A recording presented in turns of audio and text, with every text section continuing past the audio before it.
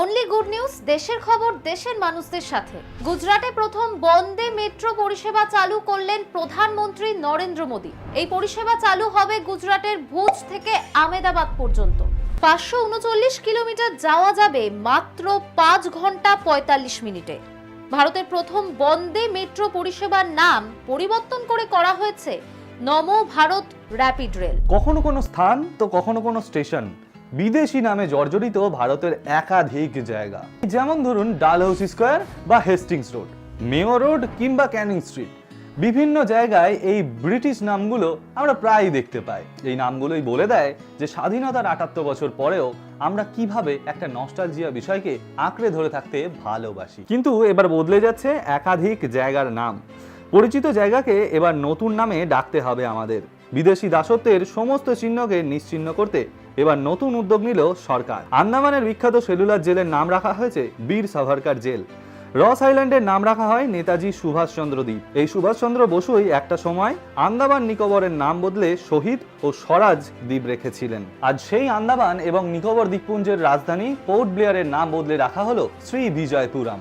আসলে বৈদেশিক ঔপনিবেশিক ব্যবস্থার এই যে নাম, এই নামগুলোকে বদলাতেই সরকারের এই নতুন উদ্যোগ। বারাণসীকে পেছনে ফেলে উত্তরপ্রদেশের সবচেয়ে বড় আকর্ষণীয় পর্যটন কেন্দ্র হয়ে উঠেছে রামনগরী অযোধ্যা। এই বছরের প্রথম 6 মাসে 11 কোটি দেশি এবং বিদেশি পর্যটক অযোধ্যা ভ্রমণ করেছে, আর 4.61 কোটি পর্যটক বারাণসী ভ্রমণ করেছে। তাহলে বুঝতেই পাচ্ছেন পার্থক্যটা ঠিক কোথায়।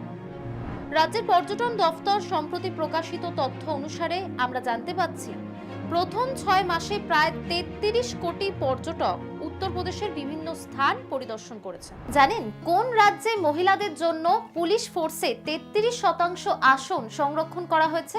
সেটা হচ্ছে রাজস্থান। মুখ্যমন্ত্রী ভজনলাল শর্মার নেতৃত্বে রাজস্থান রাজ্য মন্ত্রিসভা পুলিশ বাহিনীতে মহিলাদের জন্য 33% সংরক্ষণ বাধ্যতামূলক করা হয়েছে। এছাড়াও 70 থেকে 75 বছর বয়সী পেনশন ভোগীদের জন্য মন্ত্রিসভা 5% ভাতা আরো এক্সট্রা অনুমোদন করেছে। কোন রাজ্যে ক্যারোটাস পাইপেরাস নামক নতুন প্রজাতির লাফানো মাকড়সা আবিষ্কৃত হয়েছে জানেন? সেটা কিন্তু তামিলনাড়ুতে। তামিলনাড়ুর নিম্ন পালানি পাহাড়ে ক্যারোটাস পাইপেরাস নামক নতুন প্রজাতির লাফানো মাকড়সা আবিষ্কৃত হয়েছে। ক্যারোটাস পাইপেরাস পাইপার নাইগ্রাম গাছে পাওয়া গেছে। মাটি থেকে প্রায় 2 মিটার উপরে পাওয়া গেছে এই মাকড়সা। এই আবিষ্কারটি journal of insect biodiversity and সিস্টেমেটিক্সে প্রকাশিত হয়েছে। আপাতত এই পর্যন্তই। চোখ রাখুন এমআর টিভি, পাশে থাকুন, সাবস্ক্রাইব করুন, পাশে থাকা বেল আইকনটিকে প্রেস করে দিন। নমস্কার।